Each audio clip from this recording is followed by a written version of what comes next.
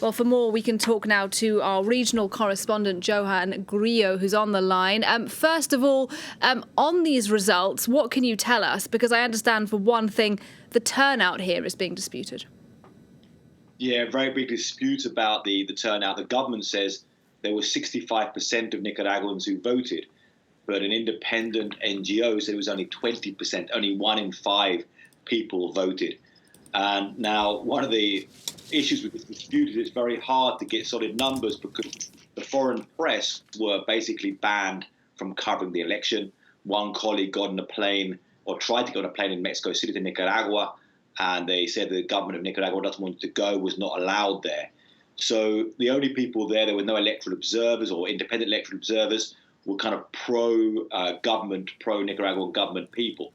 So a lot of dispute there, but some of the images we have seen do look like it was quite empty and quite a low turnout, and the government claim of 65% looks very unlikely. There were also arrests right up to the election itself. In the night before the election, some opposition activists, they went to their houses and rounded them up. So continued repression from the summer right up to election day. And Johan, the international criticism of this election has been pretty deafening, but what impact, I mean, if any, is that criticism likely to have on Ortega himself? Well, we're seeing the US, as was mentioned, the European Union, the Organization of American States, and some Latin American countries start to condemn and say you now have an illegitimate government in Nicaragua.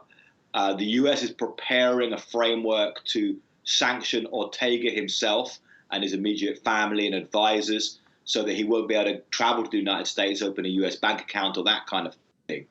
But then you also have some other countries, such as Russia and Bolivia, who have already congratulated Ortega on the victory. So you start to see a split there. And there isn't really much appetite, it seems, among any other countries to try and really punish Nicaragua further. And things like sanctions might only harm the poor Nicaraguan people without really weakening the regime itself.